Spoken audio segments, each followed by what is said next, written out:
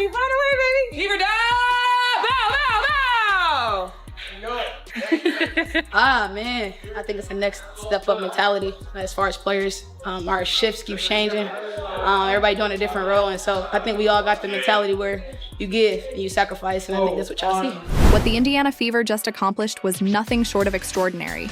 A defining moment that will be remembered as a turning point for this franchise. Facing the Dallas Wings without their superstar Caitlin Clark, reeling from a demoralizing loss to the Los Angeles Sparks the previous night, and with every odd stacked against them, the Fever didn't just survive. They delivered a performance that shook the WNBA. A record-breaking crowd of 20,049 filled the American Airlines Center. Yeah, I think for us, it's about knowing that basketball is a game of runs, and they made their run that third quarter, and honestly, just continue to stay composed and take it each possession at a time is something that we've been working on, and so for us, that was our focus, is get a stop, go down and score, get another stop, and we try to get a kill. Expecting a historic showdown between Clark, the 2024 one draft pick, and Paige Buchers, the 2025 top pick. Instead, they witnessed something far more remarkable. A team discovering its identity under pressure. In the final minutes, the Fever showcased a resilience and unity that will change how you view this team forever. Aaliyah Boston's 6 words after the game: every game is a home game. Finding out this morning that we probably need to hold out again today. It really is a day-to-day thing. And I think for us, making sure that we're prioritizing her long-term health and wellness. Anybody who's had some of these types of injuries understand that sometimes it's a process. She's a quick healer, and she's been doing everything that she can to get back on the floor. So, we just want to make sure that we're hypersensitive to the big picture. I feel a disappointment for them more than anything because, you want them to see her at her best and us at our best. I hate that for fans, but at the same time, again, for us as a team, and for Caitlin as a person and player, her health and wellness is the priority. I think the biggest thing for us is our attention to detail in our screening. We've got to be great screeners. We got to make sure we slow down and use our screen and our spacing. We've had some games where our spacing has been poor, and that has not allowed Kelsey to get downhill, and it hasn't allowed space for Aaliyah to get going either. So I think that the two most important things for us right now offensively is attention to detail and screening and spacing. We'll start Ari today. We'll start her and bring Sid off the bench a little bit. I don't want to take Kelsey out of what she naturally does instinctually on the wing and overload her from a point guard perspective. So with having Ari and having Sid, they'll give us a couple different looks right there. Captured the heart of this victory and why it means everything. If you're a Fever fan, drop "I've got the Fever" in the comments below, and let's break down this unforgettable night. This wasn't just another regular season game. It was the WNBA event of the year. The Caitlin Clark versus Paige Buchers narrative had been building since draft night, pitting 2 generational talents against each other for the first time in the pros. Clark, the sharpshooting phenom who had taken the league by storm, against Buchers, the dynamic playmaker whose college career at UConn made her a household name. Fans, analysts, and players alike had circled this date on their calendars. Charles can't finish. Gotta finish that. Oh, beautiful pass. McDonald counted in 1. They run. Social media buzzed with predictions, highlight reels, and debates about who would come out on top. The excitement wasn't just about individual brilliance. It was about what this matchup represented for the WNBA's growing popularity. The Dallas Wings knew they had something special brewing. In a bold move, they relocated the game from their usual 7,000-seat College Park Center to the massive 20,000-seat American Airlines Center, home of the NBA's Dallas Mavericks. That decision alone spoke volumes. You don't move a game to a venue of that size unless you're expecting a spectacle. Tickets sold out in record time, with fans traveling from across the country to witness history. The atmosphere was electric. Posts on X called it the biggest WNBA game of the season, with Can't finish.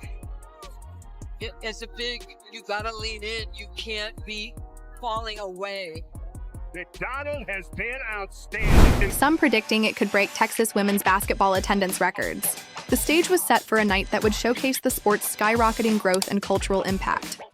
Then, just 2 nights before the game, disaster struck. Caitlin Clark's groin injury, which had been lingering, flared up again, throwing the entire matchup into jeopardy. The Fever's medical staff took a cautious approach, prioritizing Clark's long-term health over the immediate hype. Coach Stephanie White addressed the media with a measured tone. Side can't get it. Lee Yu Rue can't. Here comes Natasha Howard. 9-0 run for Indiana. Lexi Hull carries the three. See that You got to get out on her, ladies. She's shooting 51% from beyond the arc. this is a We found out this morning that Caitlin might need to sit out again. It's a day-to-day thing, and we're focused on her long-term health and wellness. She's a quick healer and doing everything she can to get back, but we're hypersensitive to the big picture. The news hit like a bombshell. Fans who had spent hundreds of dollars on tickets to see the Clark-Buchers showdown were devastated. I feel disappointed for them more than anything, White admitted. You want fans to see Caitlin at her best, us at our best, but her health is the priority. The Fever were already reeling from a lopsided loss to the Los Angeles Sparks the previous night, where their offense looked lost without Clark. The pace was sluggish, ball movement was non-existent, and Aaliyah Boston, their all-star center, was barely involved, finishing with minimal touches and a quiet stat line. The team's chemistry seemed to unravel without their star point guard, exposing vulnerabilities that opponents had learned to exploit. Dallas saw an opportunity. The Wings knew exactly how to attack a Clarkless Fever, clog the paint, shut down Kelsey Mitchell, and watch Indiana's predictable offense collapse. Shooting to open the game. The Wings are only 2 of 14. Howard lobs it inside Boston, and Maisha Hines-Allen got lost. Allowed for the easy two. and you down to Natasha, and she's going to get in the paint. And so the defense has to step up to protect the drive, and now she puts that air on the ball, and AB is able to finish that shot at the rim. That was beautiful. With Buchers leading their attack, Dallas was licking their chops, confident they could capitalize on a wounded team and make a statement in front of a record crowd. Here's where the story takes a remarkable turn. Despite Clark's uncertain status, 20,049 fans still filled the American Airlines Center, setting a new Texas women's basketball attendance record. Think about that for a moment. The main attraction wasn't guaranteed to play, yet the arena was packed to the rafters. This wasn't just about Clark or Buchers. It was a testament to the Fever's growing fan base and the WNBA's surging popularity. Fans in Fever jerseys dotted the crowd, their cheers echoing through the arena, creating a road game atmosphere that felt like home. Posts on X captured the moment. 20K plus for a WNBA game in Dallas? Without Clark, women's basketball is here. The energy was palpable. Families, young fans, and longtime basketball enthusiasts filled the stands, many holding signs for Clark, Boston, and Mitchell. Others came to see Buchers' WNBA debut in a high-stakes setting. The crowd wasn't just there for star power. They were there for the game, the rivalry, and the chance to witness something special. This was a defining moment for the league, proving that women's basketball had built a fan base that transcended individual players. This is what they do. Yep. Sometimes you're going to have some back-to-back games. Sometimes you're not going to be able to get in the gym and practice. You got it. Huh. Good night. And again, the veteran schools the rookie. With Clark sidelined, Coach White made a bold decision that caught everyone off guard.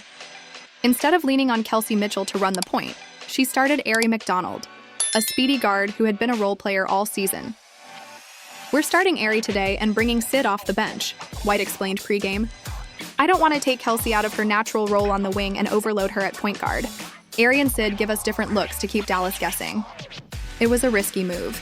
McDonald had never started for the Fever, and the Wings had game planned for a predictable Indiana offense centered around Mitchell. Dallas walked into the game thinking they had a wounded animal cornered. They were wrong. From the opening tip, the Fever didn't just compete, they dominated. Ari McDonald came out like a woman possessed, pushing the tempo with a relentless downhill attack. She was everywhere, driving to the rim, dishing out pinpoint passes, and creating chaos for a Wings defense that had no answer. She's just such a smart player. She reads defensive well. She knows how to pick you apart. And so when you play against her, you have to make sure that you're aware of where she is at all times. And also she does a great job of putting her teammates in great position. So for us, I feel like it's kind of similar in college and in the league. Like Paige is just playing great basketball and making sure that she sets up her teammates for the same. McDonald went a perfect 7 for 7 from the field in the first quarter, scoring and facilitating with a poise that belied her reserve status. "Ari's been outstanding," the broadcast crew marveled. "She's creating looks we haven't seen from this team all season." The Fever's offense was a revelation. They hit their first 7 shots in a row, a rare display of precision and flow. Aaliyah Boston, who had been underutilized in the Sparks loss, finally got the touches she needed. McDonald's speed forced Dallas to collapse their defense, opening up space for Boston to operate in the paint. She scored efficiently, grabbed rebounds, and set the tone with her physicality. Aaliyah's confidence is building with every possession, one announcer noted. She's getting the ball where she can do damage. Kelsey Mitchell, the Fever's leading scorer, complemented the attack perfectly. She dropped 10 points in the first quarter alone, but unlike previous games where she had to force shots, these were clean looks created by the team's movement. The Fever's ball movement was crisp, their spacing was impeccable, and their energy was infectious. Every little thing matters. Mitchell gives it up. Natasha Howard, beautiful shot. Howard with a double-double of 12 and 11. Indiana by 6. By the end of the first quarter, Indiana led 33-13, a 20-point margin that stunned the crowd and silenced the Wings bench. Even Dallas fans, known for their loyalty, stood to applaud the basketball clinic unfolding before them. The game wasn't over, though. Dallas regrouped in the second and third quarters, led by Paige Buckers, who put on a performance for the ages. The rookie sensation dropped 27 points, dished out 5 assists, and added 2 steals and 2 blocks without a single turnover, a stat line that made WNBA history. Paige is a genius on the court, Fever guard Kelsey Mitchell said post-game. She reads defenses so well, picks you apart. You have to know where she is at all times, and she sets up her teammates perfectly. The Wings exploited Indiana's defensive lapses, hitting shots they missed early and cutting the lead to single digits by the third quarter. The momentum shifted, and Fever fans in the arena felt that familiar sinking feeling. Without Clark, Indiana had a history of unraveling in these moments. The pace slowed, the offense stagnated, and mistakes crept in, just like the Sparks game. Dallas smelled blood, and the crowd's energy tilted toward the home team as Buchers dazzled with step-back jumpers and no-look passes. But this Fever team was different. Kelsey Mitchell refused to let the game slip away. She went into takeover mode, dropping 32 points on 11 of 17 shooting, including 7 assists that showcased her playmaking. Every shot was calculated, every decision precise. Kelsey's not just scoring, she's creating for everyone, White said later. She's playing within the flow, and that's what makes her unstoppable. Incoming! In! Yo, great job. Okay, great job. We weathered a storm. We found some toughness in the fourth quarter to be able to get stops and to execute. Right? We grew tonight. I mean, it really, everybody just good stuff. Okay, good stuff all around. It's a big time win for us on a back-to-back at the end of a tough road trip. So, good stuff. Hey, one more. Coach's 100th.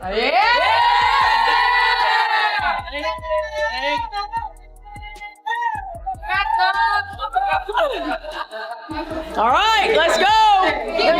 Here we go! Together, 3, 1, 2, 3! Aaliyah Boston matched Mitchell's intensity, delivering in the clutch. She finished with 21 points on 9 of 14 shooting, hitting all 3 of her free throws, and added crucial defensive stops and rebounds. Aaliyah's doing the little things championship teams need, the broadcast noted. She's grabbing boards, locking down the paint, and giving Indiana second chances.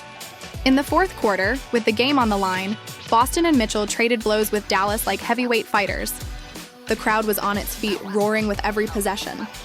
With minutes remaining, Boston glanced at the Fever fans scattered throughout the arena. Their energy was undeniable. Fever jerseys lit up the stands, their cheers drowning out the Dallas faithful. It was as if Indiana had brought their home court to Texas. That connection fueled the Fever's final push, with Mitchell and Boston combining for the decisive plays that sealed a 94-86 victory. After the game, Aaliyah Boston stepped to the microphone, her voice steady but filled with emotion. Reporters peppered her with questions about playing without Clark, the pressure of the moment, and how the Fever pulled off the upset. She looked into the camera and delivered 6 words that encapsulated everything. Every game is a home game. Those words landed like a thunderbolt. They explained the energy, the confidence, and the way Indiana played like they owned the stage. Boston elaborated, "Our fans show up and show out no matter where we play. They might come for one player, but they leave loving the whole team."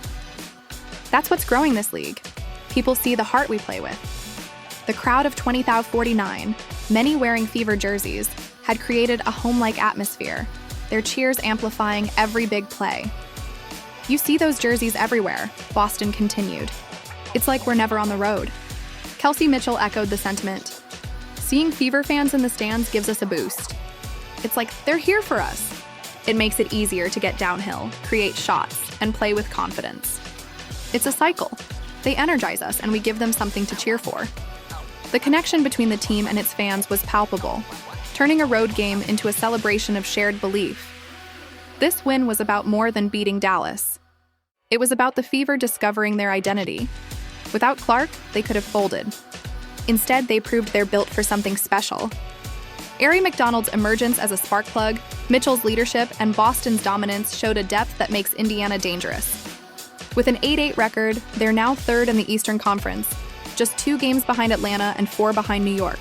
The upcoming Commissioner's Cup championship against Minnesota and a 5-game homestand in Indianapolis loom large. When Clark returns, she'll join a team that's found its heart. "This is a big-time win for us," White said post-game. "On a back-to-back at the end of a tough road trip, we found toughness and grew tonight." The Fever's ability to weather Dallas's run, execute under pressure, and lean on their fans' energy sets them up for a deep 2025 run. Boston's 6 words, "Every game is a home game," became a rallying cry, a testament to the Fever's unbreakable bond with their fans. This wasn't just about one win. It was about a franchise building something bigger than any single player. Fans who came to see Clark versus Beckers left as Fever fans, chanting for Boston, Mitchell, and McDonald. The 20,049 in attendance witnessed the WNBA's future, a league where teams, not just stars, captivate audiences. If you're a Fever fan, comment "I've got the Fever" below. Like, subscribe, and turn on notifications to stay locked in. Click the video on the screen, and we'll see you next time. Did you kind of feel a sense of urgency there that the team responded to, I guess? Great use of the word urgency. That's honestly been the topic of conversation for us, is making sure that we have a sense of urgency on the offensive end, on the defensive end. And once again, leads did slip away in this game and last game, but for us it's about making sure that we turn that page, we get back the lead, we keep it, we get big defensive stops.